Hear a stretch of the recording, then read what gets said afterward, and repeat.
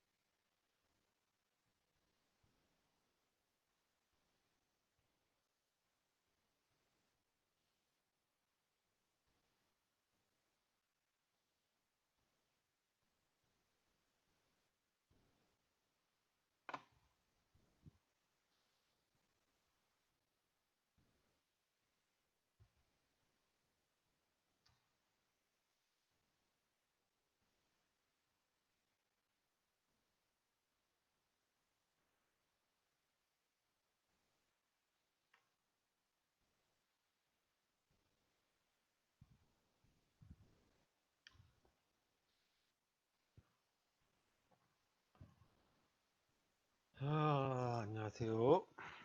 어서 들어오십시오.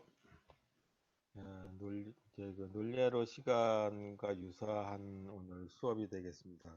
인공지능 컴퓨터 구조 중에 컴퓨터 구조라고 하는 모습은 대략 어떻게 생겼는지, 특히 그 중에서도 디지털 컴퓨터는 어떻게 생겼는지에 대한 아주 간략한 구조에 대한 얘기를 조금 하고, 그 다음에 논리회로와 관련된 부분들, 실습을 못했기 때문에 그 조금 부족한 면이 있지만 다시 한번 하고 부정기적으로라도 실습을 하겠다라고 말씀드렸죠. 자, 오늘은 제1장에 해당되는 겁니다.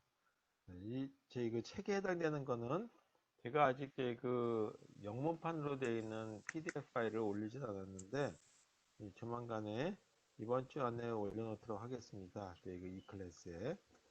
이 제목은 영어로 제목은 이렇게 되어 있어요. 디지털 로직 서킷. 서킷이 여러 종류니까 이렇게. 그래서 디지털 논리 회로라고 하는 거에 대한 얘기가 여기 들어갔는데 먼저 디지털 논리 회로라고 하는 거에 들어가는 근데 이 제목에서 다루게 되는 정의 부분들이 몇 개 있어요. 용어들이죠. 네, 다 들어봤지만 우리가 이 비트라고 하는 얘기 요즘에 뭐 비트, 바이트 다 알아요. 웬만한 건. 자, 비트는 0 아니면 1 또는 on 아니면 off에 해당되는 걸 하나를 가지고 얘기하는 거다라고 얘기했다면 이것들이 묶음을 이뤄서 바이트라고 하는 걸 나타내죠. 이거는 8비트를 가지고 이 그 하나의 바이트라고 하는 걸로 나타낸다. 그다음에 바이트들이 묶여서 워드라고 하는 걸 나타내는데 이 워드라고 하는 거는 몇 개 바이트라고 하는 거에 대한 규정이 없어요. 그래서 n개에 해당되는 바이트다라고 얘기하죠. 자, 여기도 소문자 비트도 소문자 B로 시작하고 바이트도 소문자 B로 시작하게 되면 혼돈하기 때문에 이 표기상으로는 이렇게 쓰게 되면 2비트라고 하는 걸로 나타내는 거고 여기다가 이렇게 대문자로 쓰게 되면 아 이거는 8바이트다라고 하는 걸로 쓰는 거예요. 그래서 바이트는 대문자로 나타낸다라고 하는 걸로 보시면 되겠습니다. 자, 그래서 첫 번째 비트, 바이트, 워드라고 하는 거에 대해서 보면 되겠죠. 참고로 니블이라고 하는 얘기도 써요. 이 니블이라고 하는 건 뭐냐면 4비트를 갖다가 니블이라고 하는 걸 쓰는데 이 요즘에 이제 4비트로 나타내는 경우는 하드웨어 쪽 할 적엔 조금씩 나타나는지 몰라도 이 소프트웨어를 다루는 단에서는 니브라고 하는 단어를 별로 많이 안 쓰게 되죠.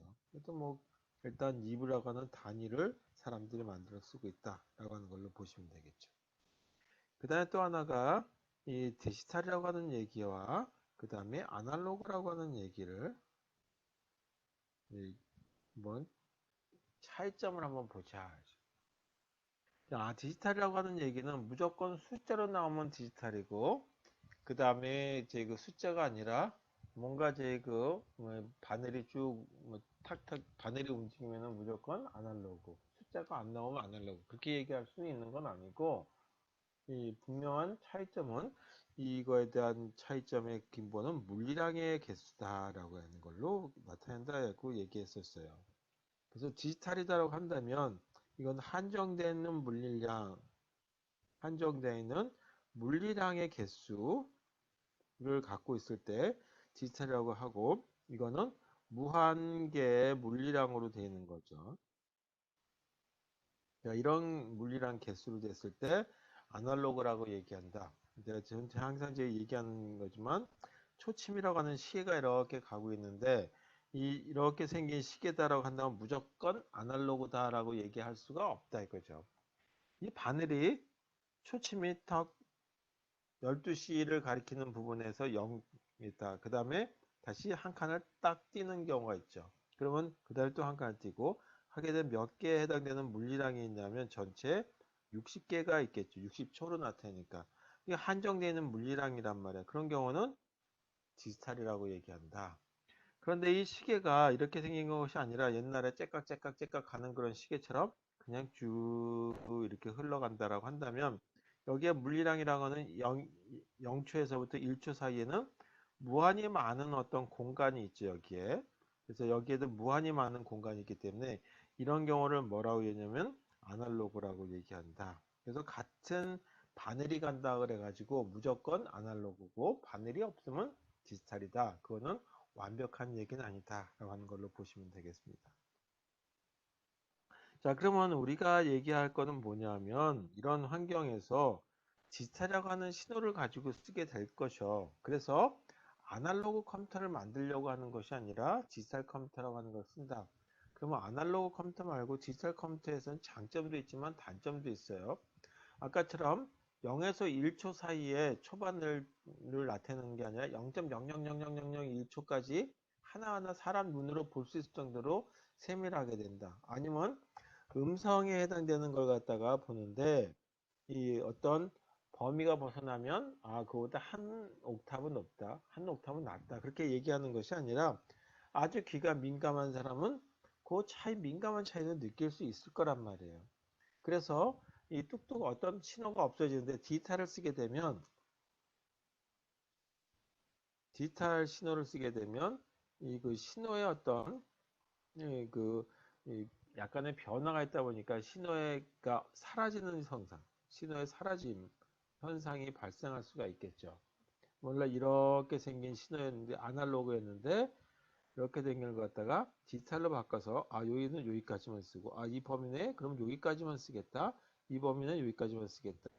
아, 여기지만 나는 여기를 이렇게 표시하겠다. 그러면 이만큼의 어떤 차이가 벌어지죠. 그래서 여기 이 사라짐 이걸 갖다 이제 우리가 오차가 나타나는데 웬만하면 사람 귀나 아니면 시각적인 효과에서 빨간색인데 빨간색이 흰색이 섞이는 게 아주 민감하게 흰색이 조금씩 조금씩 섞여가지고 연한 게 된다라고 했을 때 눈이 굉장히 이제 민감한 사람은 그걸 느끼는데 웬만한 사람은 못 느끼겠죠. 그래서 디지털 신호를 보게 되면 이 어떤 변화에 대해서 크게 저희 그 변화가 없으면 무디게 나타날 수 있단 말이에요. 그래서 큰 오차가 발생하지 않으면 웬만하면 나타날 저희 그 주변 환경에 관계없이 이 차이를 많이 간격을 두게 되면 오차를 줄일 수 있다. 그렇게. 근데 이렇게 아날로그 신호일 경우는 어떤 경우는 날씨가 흐리면 뭐 그 조명이 밝을 때, 조명이 어두울 때에 따라서 이 빨간색도 조금씩 달라 보이겠죠. 그런 경우에 대한 차이점을 해결할 수 있다라고 하는 걸로 보시면 되겠어요. 그래서 아날로그하고 디지털에서의 그 디지털은 그 주변 환경이나 외부의 어떤 신호에 민감하지 않다라고 하는 장점이 있어요. 그래서 디지털 컴퓨터라고 하는 거가 요즘에 대세가 된 거죠. 과거에는 아날로그 컴퓨터도 굉장히 많이 썼어요. 그런데 아날로그 컴퓨터는 특히 뭐 저희 그 원자로 제어해 주는데 원자로의 그 온도에 따라서 제어해 준다. 아니면 뭐 주변에 어떤 이제 그 민감한 어떤 이 그 신호에 따라서 해준다라고 한다면 이 그 아날로그 컴퓨터들을 만들어 쓰긴 했는데 그게 부품의 성격에 따라 가지고 또 부품이 아주 정교하면 잘 맞지만 부품에 약간의 제 그 하자에 따르면 오동작을 할 가능성이 많겠죠. 오동작이라는 게 원하는 결과가 안 나올 수도 있을 거란 말이에요. 그래서 디지털이라고 하는 환경으로 갔다 하죠. 그러니까 디지털 컴퓨터가 나오기까지 물론 아날로그 컴퓨터에서 큰 변화가 없을 수 있는데 이 디지털 컴퓨터에서 가장 이제 그 여기에 핵심적인 역할을 했던 사람은 수학자이죠. 헝가리 수학자. 이그 푸언 노이만이라고 하는 사람의 이 영향이 컸죠. 그래서 이 사람은 이 미국 CIA에서는 이 사람한테 매달 얼마씩 주죠. 줬어요. 그리고 아이디가 떠오를 때마다 그냥 아이디어만 알려줘라 라고 하는 경우가 있었어요. 이런 식으로 이 그 머리만 가지고는 안 되는 개념이 지금까지 그냥 가고 있다. 그게 디지털 컴퓨터의 구조다. 디지털 컴퓨터의 가장 핵심은 CPU라고 하는 거죠. 이 CPU. 이게 이제 이번 학기에 만들 부분의 핵심 부분이다.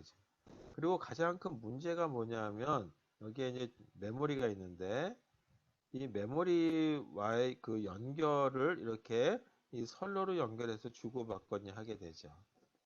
그랬을 때 우리가 이 여기가 이제 그 어쩐 그 본부라고 치고 그 다음에 여기가 자료 보관소라고 한번 해봐요. 그러면 그때마다 제가 이 자료를 보내고 발송하고 그럴 때마다 이 그 선로를 통해서 가야 되는데 길이 막힌다든지 아니면 선로를 통해서 여러 개를 동시에 보낸다고 하면 여기에 폭주해 가지고 이 많은 자료들이 못 가겠죠. 그런 걸 뭐라고 얘기하냐면 병목 현상이라고 많이 하죠. 그래서 이런 컴퓨터, 디지털 컴퓨터의 현재 디지털 컴퓨터의 가장 큰 문제는 뭐냐면 병목 현상을 갖다가 해결하기를 못 풀었다라고 보시면 돼요. 그래서 메모리를 갖다 여러 개를 쓴다든지 그래서 이제 선로를 여러 개 두고 따로따로 분리했을 수도 있겠지만 여전히 그게 완벽한 해결책은 아니다. 그 다음에 CPU가 내부에서만 그 동작하는 것이 아니라 외부하고의 연결을 해줘야 될 거란 말이에요. 그래서 하나가 이 입력 장치가 있고, 그 다음에 출력 장치가 있죠. 근데 입력 장치와 출력 장치라고 하는 입력 장치, 예를 들어서 키보드다라고 한다면, 키보드로 딱딱딱 친다 해서 그게 바로 CPU가 어떤 처리해서 메모리에 자료가 들어가고 하는 것이 아니라, 기계 장치와 연결이 되어 있기 때문에 또 CPU하고 속도가 분명히 틀릴 거란 말이에요. 그걸 보완해 주기 위해서 여기에 입출력과 담당하는 CPU가 그걸 다 하기가 복잡하니까 IO 전담하는 장치를 두는 거죠. 그래서 여기를 통해서 자료가 들어가면 일로 CPU에다가 자료를 넣어서 CPU가 다시 메모리에 넣어주는 거죠. 자료가 들어왔습니다. 그러면 CPU가 그래? 그러고 메모리에 넣어주기도 하고. 그 다음에 자료를 좀 달라 그럽니다. 출력자 안에서. 그러면 CPU에서 읽어다가 메모리에서 읽어다가 이렇게 전달하게 되겠죠. 그래서 이런 어떤 체계가 이 그 디지털 컴퓨터예요. 자, 이게 이제 조금씩 달라져 가지고 속도를 좀 고속을 한다 해서 CPU를 여러 개 쓸 수도 있겠죠. 이렇게 쓰게 되면 이게 뭐냐면 병렬 컴퓨터가 되는 거죠. 그 다음에 메모리가 하나밖에 없으면 서로 메모리를 쓰려고 저기 달려들 테니까 그때 병목 형성이 더 커지겠죠. 그래서 메모리를 여러 개를 이렇게 분리를 해서 쓰고 이 선로를 따로따로 이렇게 만들어 쓸 수도 있겠죠. 그래서 여러 개의 선로를 만들 수 있죠. 그래서 이거 메모리를 쓰는 방식에 따라서 이 메모리 모듈, 인터레이브드 방식이니 뭐 하는 얘기를 쓸 수 있겠죠. 또 하나 IO 장치, 인축 장치들이 여러 개 있을 수 있겠죠. 키보드만 있는 것이 아니라 뭐 이제 USB 메모리에서 데이터 읽어드릴 수도 있고 CD롬에서 읽어드릴 수도 있고 아니면 인터넷을 통해서 들어올 수도 있고 그런 기능들이 여러 개 있으니까 IO 프로세서들도 여러 개 두겠죠.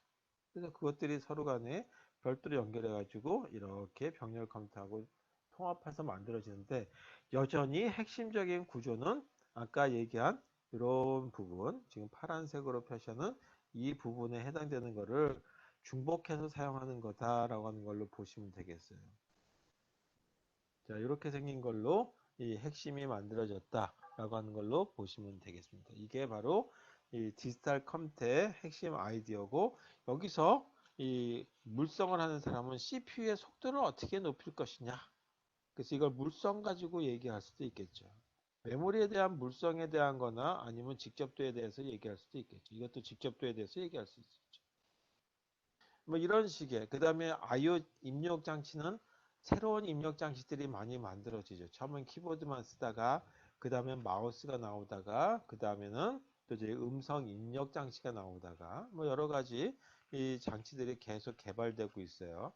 그 다음에 또 뭐 저희 그 제어 장치 들어갈 때는 제어 신호들이 들어갈 테니까 그런 신호들이 해당되는 걸 쓸 수 있고 아웃풋 장치는 모니터뿐만이 아니라 프린터도 있고 그 다음에 또 저희 그 저장 마치는 하는 저희 그 하드디스크와 같은 데도 있고 SSD 메모리 같은 경우도 있고 여러 가지가 만들어질 수도 있겠다라고 하는 걸로 보시면 되겠죠. 그래서 여기만 가지고 또 이런 것만 또 저희 전담해서 만드는 사람, 이거만 전담해서 만드는 팀, 요건 그래서 분야가 가까이 나눠진 것이 통합해가지고 하나의 컴퓨터가 완성된다라고 보시면 되겠습니다. 그래서 핵심은 메모리와 CPU와 요거 이렇게 IO 장치, 그 다음에 아웃풋 장치 이렇게 돼 있다라고 하는 걸로 보시고 이번 학기의 핵심은 뭐냐면 바로 이 빨간색에 해당되는 CPU 만드는 부분이다라고 하죠. 이게 저희가 우리 CPU 만드는 걸 핵심으로 보는데 이 CPU를 만들 적엔 알고리즘이 들어간다. CPU에서는 설계하는데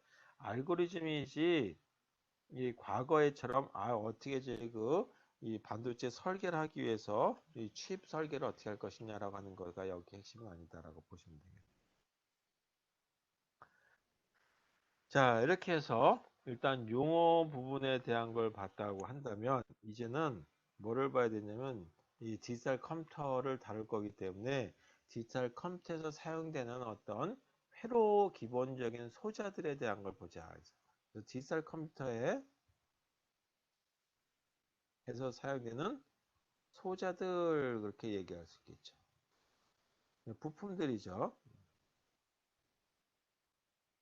부품인데 이 부품들이 아주 초창기에는 이렇게 보통 이렇게 쓰는 저항이 있고 그 다음에 이렇게 쓰는 트랜지스터 같은 것들이 있고 그 다음에 또 콘덴서가 있죠.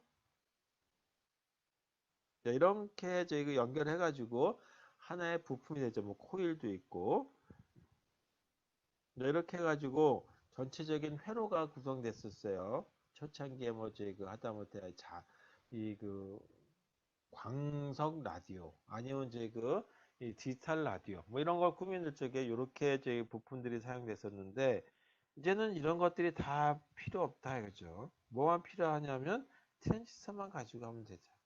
이 저항이라고 하는 것이 굉장히 크기가 커요. 부피가 크다. 그 다음에 콘덴서도 굉장히 부피가 크다. 이거 코일은 더더욱이 이거 선을 갖기 때문에 이것도 부피가 크죠.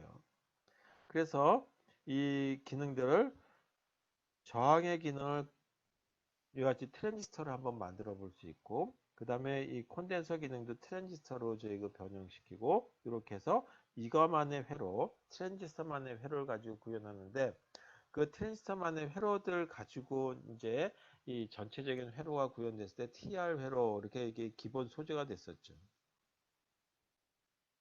근데 이제는 기본 소재를 조금 더 올라가서 디지털 컴퓨터에서는 이 트랜지스터보다는 트랜지스터들이 몇 개 엮여가지고 만드는 걸 한다. 그래서 이거보다는 조금 더 이 확대된 어떤 그 소재를 보자. 그래서 이걸 소재를 갖다 트랜지스터라고 부르기도 애매하고 그래서 이 부품들을 뭐라고 얘기하냐면 게이트라고 부르기가 했다.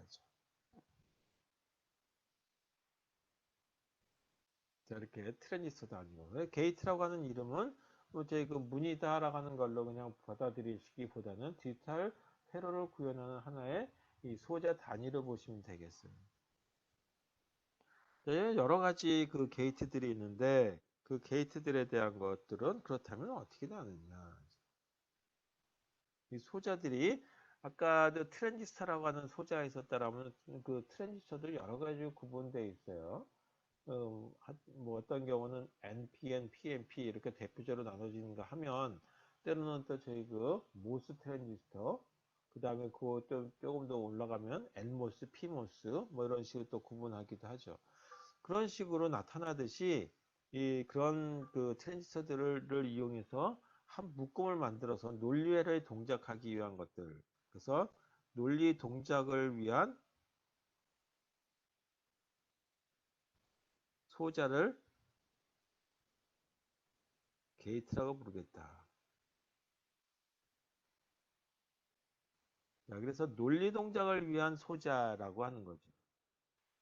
그래서 이런 게이트들, 그렇다면 종류는 어떤 것들이 있느냐라고 한번 보자. 논리 동작이니까 이 논리 동작과 관련된 종류예요. 논리라고 하는 거는 우리가 그래서, 아니, 또는 뭐 선택하는 경우들도 있겠죠. 아니고라고 하는 것도 할 수 있겠죠. 그래서 종류들은 첫 번째, 이 그리고라고 하는 뜻에서 and라고 하는 소자가 있을 수 있겠다. 그래서 이걸 갖다가 뭐라고 부르냐면 and gate라고 부르자. 두 번째, 이거 아니면 저거 선택의 사항을 줄 수 있기 때문에 그걸 갖다가 A 아니면 B 둘 중에 하나를 골라라 또는 둘 다 골라도 상관없다 그런 경우에 대해서 오화라고 하는 걸로 나타내 보자. 그래서 이걸 갖다가 나는 소자를 오화 게이트라고 부르자.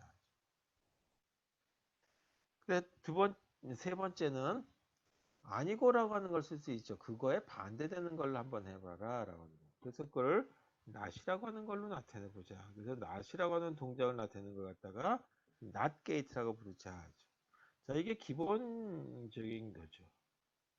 이걸 갖다 이제 좀 응용을 해서 만들어진다라고 한다면 뭐가 있냐면 and라고 하는 거와 not을 묶어가지고 이거를 이렇게 붙이자. nand라고 하는 이름으로 붙이자라고.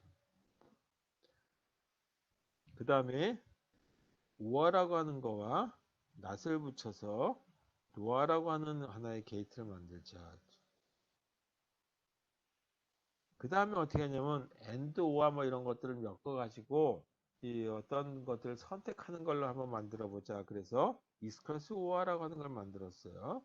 그래서 이거는 and, or 이걸 잘 활용해서 만든 걸 갖다가 is or라고 하는 걸 만들기도 하고 또는 이걸 이용해서 is no라고 하는 걸 만들기도 한다. 자, 이건 좀 특별한 경우고 이렇게까지 만들어지는 거다라고 하는 걸로 보시면 되겠죠. 그 다음에 이 그 CPU라고 하는 거에 대한 어떤 핵심 부분은 알고리즘이다라고 얘기했는데 여기에 이제 그 핵심 부분에 들어가는 어떤 그 핵심 부품들이 게이트들이고 그 동작 부품들이 게이트라고 얘기했어요. 그 게이트에 대한 동작은 어떻게 표현할 것이냐라고. 그래서 우리가 지살이니까 참 아니면 거짓 또는 영 아니면 일이다라고 하는 거죠. 그래서 이런 게이트의 동작을 나타낼 때 이 진리표라고 하는 걸로 나타낸다라고 하는 거예요. 물론 나타낸다라고 하는 걸로 보시면 되겠어요. 자, 이렇게 한다라고 하는 걸로 보시고, 자, 그러면 이 각 게이트들에 대한 걸 하기 전에 먼저 이 그 논리 동작이라고 하는 거하고 관련된 부분이 있죠. 논리 회로라고 하는 부분에 기본적으로 나타내는 게 어디서 시작되느냐라고 하면 기본 시작은 이 그 부울대수라고 하는 거에서 나오죠. 자, 그래서 이건 불리언이라고 하는 거다. 대수니까 엘지브라라고 얘기하죠. 그래서 이 대수라고 하는 거니까 이 숫자를 대신 나타낸다라고 해서 결국은 변수를 사용하게 되겠죠. 일단 그러니까 여기에 기본이 되는 부울대수라고 하는 거에 대해서 보도록 하겠습니다. 자, 부울대수. 누가 만들었냐? 불이라고 하는 사람이 만들었다. 예, 그 만들어진 거죠. 예, 그 만들어진 어떤 구조를 갖다가 부울대수라고 얘기합니다. 수학적인 구조. 어.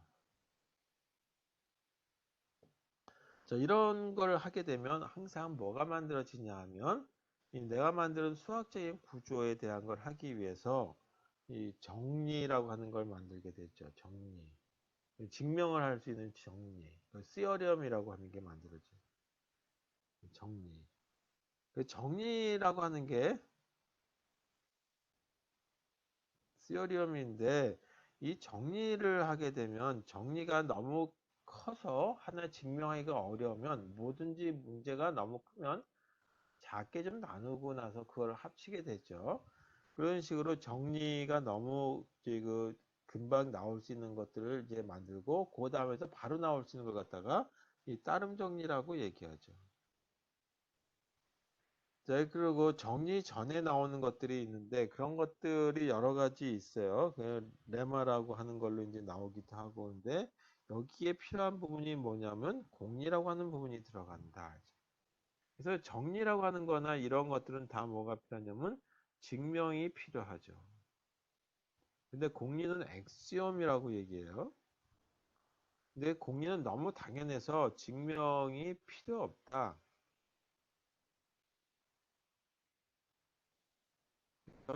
이 공리라고 하는 부분, 나오는 부분이 대수학에서 나오고, 그 다음에 기하학에선 공리라고 우리는 안 그러고 한자로 공준이라고 얘기하죠.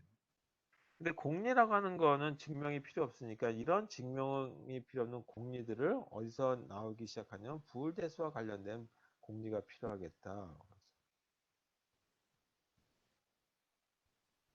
그게 이제 우리는 여기서 부울대수와 관련된 공리가 필요한 거죠. 그거를 이용해서 회로가 만들어지는 거죠. CPU와 같은 회로, 엄청난 어떤 이제 그 CPU, 그 장치들이 만들어지는 거죠. 슈퍼컴퓨터도 만들어지고. 아주 간순한 이제 아이디어에서 나왔어요. 바로 부울대수라고 하는 데서 나왔다. 그래서 이 부울대수에 대한 걸 보도록 하겠습니다. 자, 부울대수에 대한 어떤 표현을 나타내기 위해서는 일단 B라고 하는 어떤 집합체가 있어요. 변수들의 집합체. 이건 변수들의 집합체다. 변수들의 집합이니까 뭐 이건 좀 더 굵게 해서 이렇게 표현해 보자. A라고 하는 변수, 또 X라고 하는 변수, Y라고 하는 변수. 그래서 B라고 하는 여기에는 X, Y, Z라고 하는 게 들어간다라고 하는 걸로 이렇게 볼 수 있겠죠. 여기 이 하나의 원소들이 되는 거죠. 이렇게. 뭐더 들어갈 수도 있어요. 그 다음에 여기 사용되는 어떤 이 가장 기본적인 어떤 연산자라고 하는 것이 들어간다. 그 중에 하나가 뭐냐면 이렇게 쓰는 and 또는 이제 우리가 제 별표시를 나타내는 거죠. 그래서 이 별표시를 나타낼 적에는 뭐라고 표현하냐면 이 그 and라고 표현하고 또는 그냥 그 영어의 and라고 쓰기도 합니다. 그래 이렇게 더하기 표시를 하는데 이거는 더한다는 것이 아니라 우아라고 하는 연산자다. 그 연산자가 세 개가 들어가는데 그 중에 하나가 and, or, not이라고 하는 게 들어가는데 not이라고 하는 거는 이렇게 표현할게요. 이건 이 그 조금 더 위쪽에다 쓰면서 이렇게 위쪽에다 쓰면서 여기다 이렇게 not이라고 하는 걸로 표현해 보자. 자, 그 다음에 기본적으로 들어가는 숫자는 0 아니면 1이죠. 그래서 0과 1이라고 하는 기본 어떤 상수값. 이렇게 해서 이 몇 개에 해당되는 걸로 그 원수로 구성되냐면 b, 그 다음에 and, or, not, 0, 1 이렇게 해서 6개에 해당되는 걸로 표현된다. 로 불공리라고 하는 걸 표현해 보자. 자, 이 부분은 지울게요. 자, 이와 같은 경우에 공리들은 어떤 것들이 있는지에 대해서 보죠. 자, 이렇게 된 상태에서 공리에 대한 걸 보게 되면 첫 번째 x라고 하는 변수가 있었다. b에는 x 이제 이렇게 쓸게요. x도 있고 y도 있고 z도 있고 뭐 이런 것들을 포함해서 얘기한다. 자, 이렇게 표현해 보죠.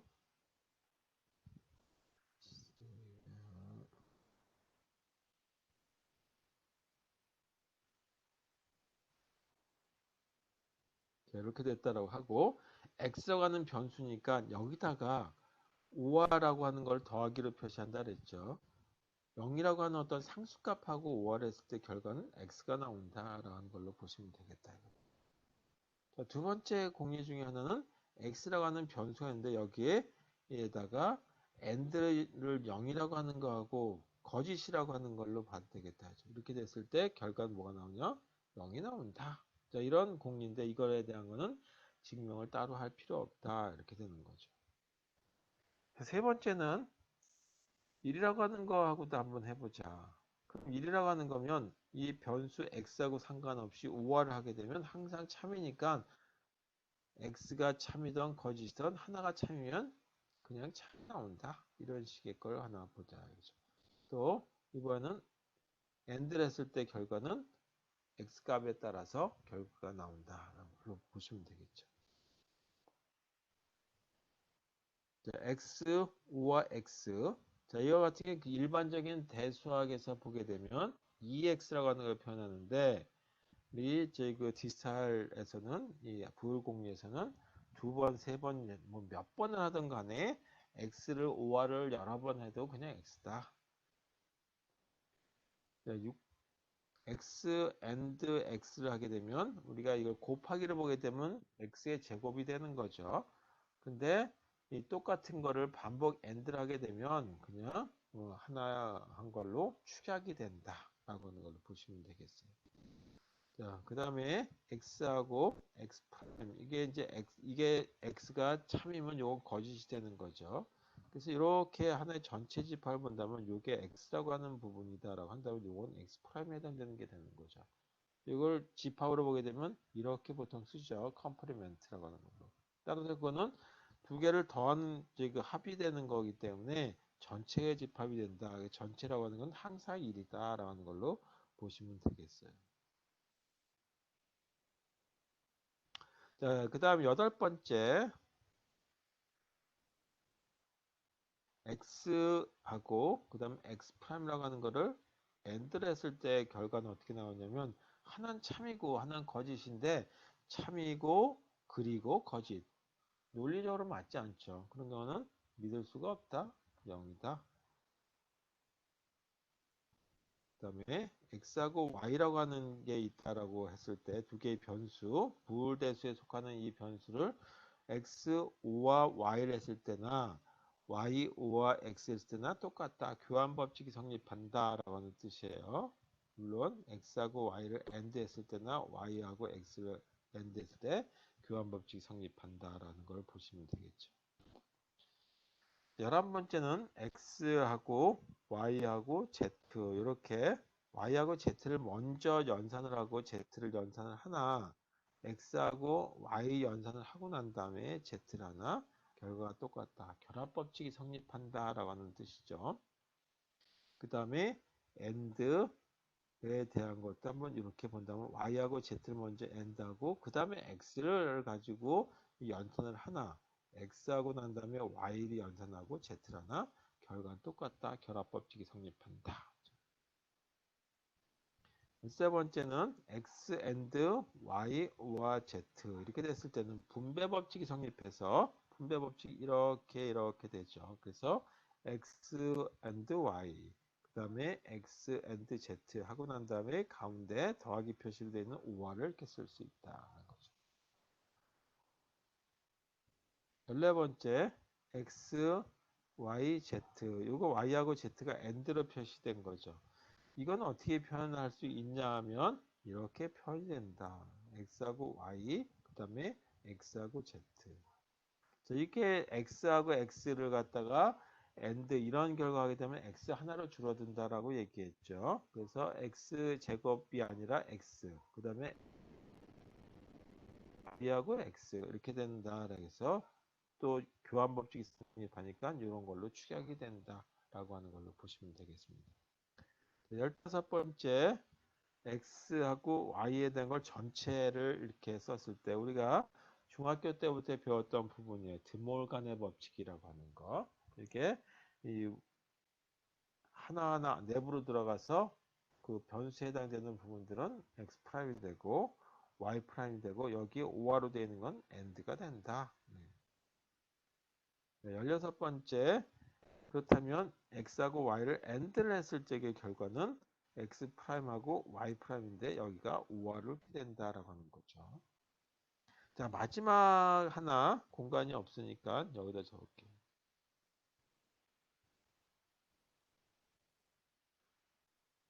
17번째에 해당되는 부분이에요. 17번째는 x 프라임이라고 하는 거 x가 낫이었는데 거기다 하나 더 낫을 했다.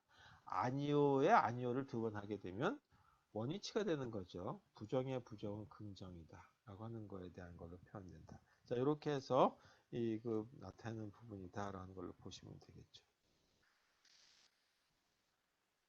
자, 그 다음에 논리회로라고 하는 거 이제 조금 이따가 이제 그 표현하게 텐데 이런 공리라고 하는 걸 이용해서 우리가 이 논리식이라고 하는 거하고 논리회로라고 하는 거하고는 1대1 대응 관계를 갖게 된다. 그래서 이런 식으로 표현된 걸 논리식이다라고 얘기하죠. 이 논리식은 뭘로 표현할 수 있냐면 논리회로로 나타낼 수 있다.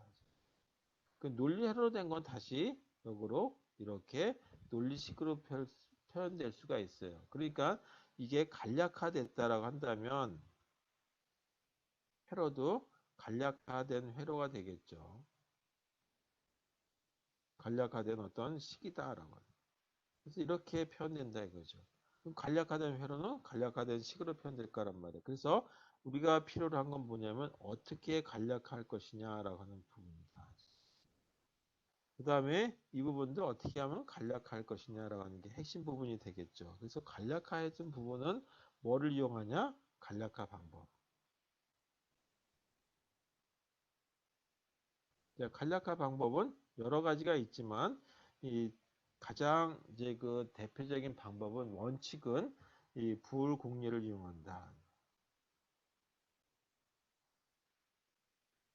그래서 불공리를 적용해서 간략화된 어떤 논리식을 찾아내는 거죠.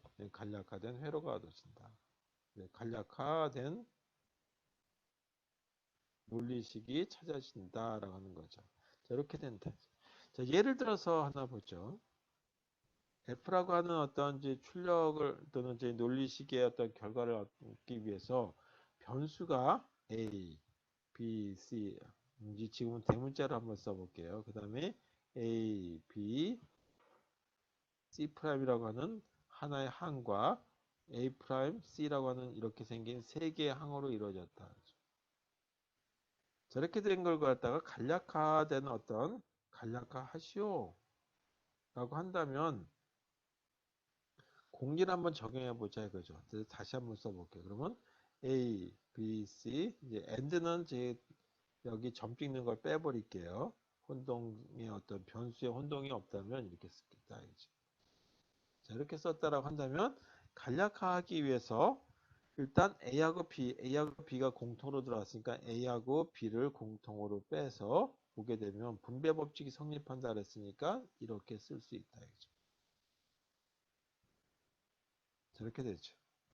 여기서 보니까 C하고 C'이 있다라고 하는 거는 집합으로 봤을 때 나하고 나의 반대되는 어떤 이제 이제 그 컴플리멘트 집합이죠. 그러면 전체 집합이 된다라고 얘기했어요. 그래서 이건 A, B. 아까 공리에서 보게 되면 이건 1로 표현할 수 있다라고 했고, 그 다음에 A 프라임 C 이렇게 쓸 수 있다. 그럼 이와 같이 1이 들어갔을 적에는 그냥 1을 빼버릴 수 있다 그랬어요. 이렇게. 이렇게 해서 간략화된 어떤 논리식이 하나 선출된 거죠. 이런 방법을 하는데 이렇게 단계별로 가는데 뭐를 적용했냐면 공리라고 하는 걸 적용했다 하죠. 자, 이 공리를 적용했을 때 항이 3개밖에 없으니까 그런 대로 찾았지만 항이 엄청나게 많았을 때는 이걸 찾기가 조금 어려울 수가 있어요. 그런 경우에 이제 대비해서 뭐를 쓰냐면 시각적인 효과를 써서 찾아내는 부분을 적용해서 할 수가 있게 되겠죠. 그래서 그런 방법들을 쓰는 게 이제 뭐냐면 맵이라고 하는 걸 이용해서 쓰게 된다. 자, 먼저 맵이라고 하는 걸 하기 전에 오늘 이런 거에 대해서 한번 보도록 하겠습니다. 해밍 디스턴스라고 하는 거에 대해서. 해밍이라고 하는 사람이 있었어요. 이 사람이 얘기했다라고 해서 해밍 디스턴스다라고 해서. 예를 들어서 A, B, C라고 하는 걸 하나의 항인데 이런 항하고 그 다음에 A, B, C 프라임이라고 하는 거에 대한 차이점을 한번 보자. 그래서 해밍 디스턴스를 표현상 그냥 HD라고 한번 나타내 보죠. 자, 여기 차이점을 보게 되면 A하고 A는 동일하죠. 그 다음에 B하고 B 동일하다. 그런데 C하고 C'가 다르죠. 그래서 이거 차이가 몇 개냐면 한 개다라고 해서 1이다라고 보죠. 하나 더해서 그다음에 A, B 프라임, C 프라임이라고 하는 게 있다라고 하는데 해밍 디스턴스는 얼마냐, 몇 개냐라고 한번 보자. A하고 A 동일하죠. 그런데 B하고 B 다르고 C하고 C 다르죠. 몇 개가 다르냐면 두 개가 달라요. 그래서 여기는 해밍 디스턴스가 2라고 얘기합니다. 자, 그럼 해밍 디스턴스가 1인 경우에 대해서 한번 이 공리를 한번 적용해 보도록 하겠습니다. 요 경우에 대해서 한번 보죠.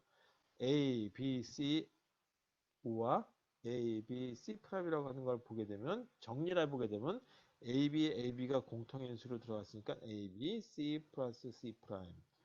C, O와 C 프라임이라고 하는 건 요거는 어떻게 표현하면 1로 표현할 수 있다고 그랬어요. 이렇게. 그럼 이건 다시 A, B 이렇게 주죠. 자, 이렇게 돼서 해밍 디스턴스가 1인 경우는 간략화가 되는구나.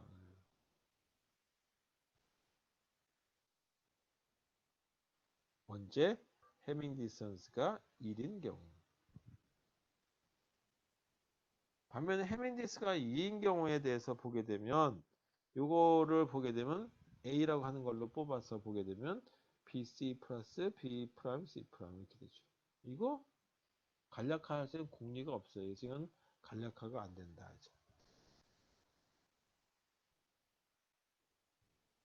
이제 간략화가 불가하다.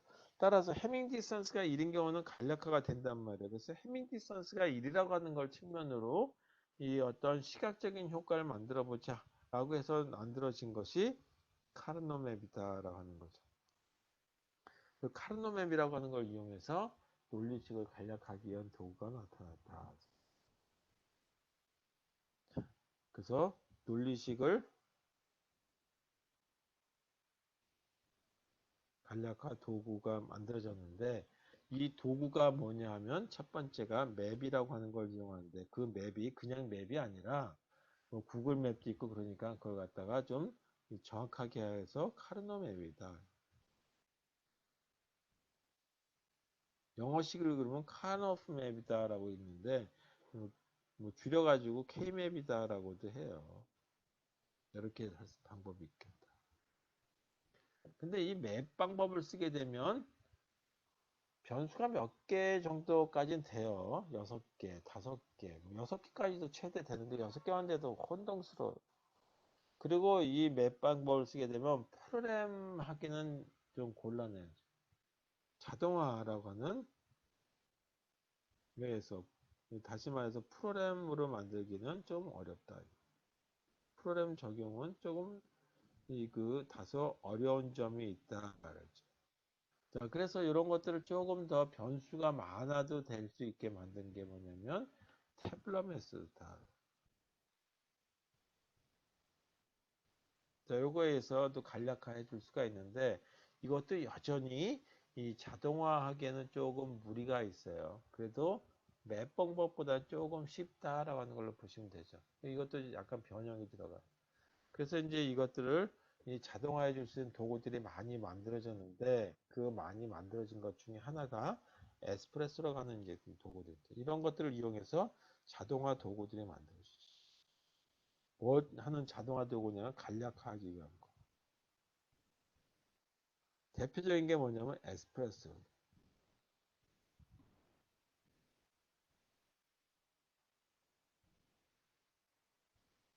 왜 이렇게 오늘따라 이렇게 한다냐. 에스프레소라고 하는 우리 커피 이름에서 따온 것들이 있다. 어디든지 여러분들 제 스마트폰에서도 쓸 수 있고 PC에 쓸 수 있어요. 에스프레소라고 하는 어떤 이제 이 툴이 있다. 이제. 물론 이거 말고도 많이 있어요. 미니라고 하는 것도 있고, 근데 이게 이제 가장 보편적으로 많이 사용돼요. 아주 오래전에 만들어진 겁니다. 1980년대 말에 만들어진 어떤 도구들이 에스프레소. 이거 프로그램 만든 사람들이 좋아했던 커피타라고 하는 이름을 그냥 붙여가지고 만든 도구다. 자, 에스프레소라고 하는 걸 이용하기 전에 먼저 이런 맵이라고 하는 걸 이용해서 하는 걸로 배우는 게 좋겠죠. 그리고 나서 거기다가 그냥 자료만 집어넣으면 자동화해서 만들어지니까 그만 그냥 쓰면 되겠다. 자, 그래서 지금부터 그 맵이라고 하는 거에 대해서 한번 보도록 하겠습니다. 카르노 맵.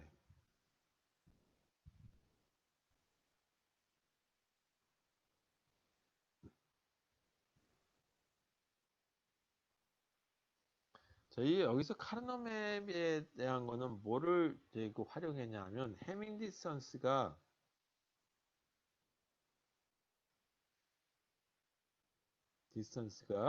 1인 것을 갖다가 일단 고려하게 되죠. 해밍 디스턴스가 1이 되도록 고려한다라는 점. 그래서 배치를 여기서 고려한다는 얘기는 배치를 갖다 이렇게 맵에 배치를 해야 돼요. 지도니까 그 지도들에 대한 걸 예를 들어서 뭐 대한민국과 주변에 있는 나라들인데 해밍 디스턴스에 1은 어떤 나라를 붙인다. 뭐 그런 식으로 이해하시면 되겠어요. 그래서 이와 같은 걸 하고 그 다음에 카르노 맵에서의 단점은 뭐냐 하면 변수가 6개까지 최대 변수 6개까지 이제 이 최적화 간략화가 가능하다. 변수 개수가 7개, 8개 그렇게 늘어났을 적에는 이 방법을 쓰지 말고 그 다른 방법을 써야 되겠죠. 그게 바로 태블러 메소드다라고 해요.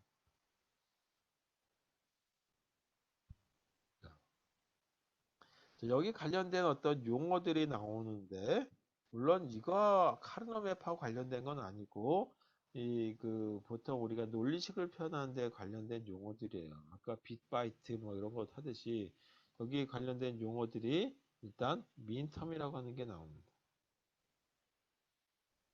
이걸 갖다가 최소함이라고 우리 말로 한자를 이용해서 얘기하죠.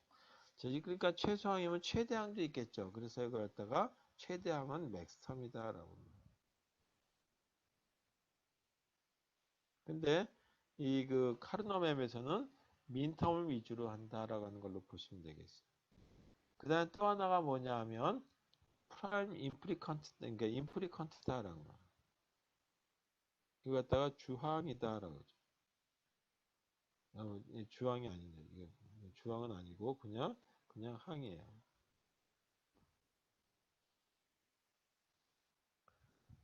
여기서 이 조금 더 변형을 해서 나온 게 뭐냐면 프라임 임프리컨트다. 그래서 이걸 갖다 주항이라고 얘기해요. 그냥 이건 항이다라고 하는 걸로 보셔도 돼요. imply라는 것이 의미한다라고 하는 영어 단어인데 거기서 나온 거다라고 보시면 되겠죠.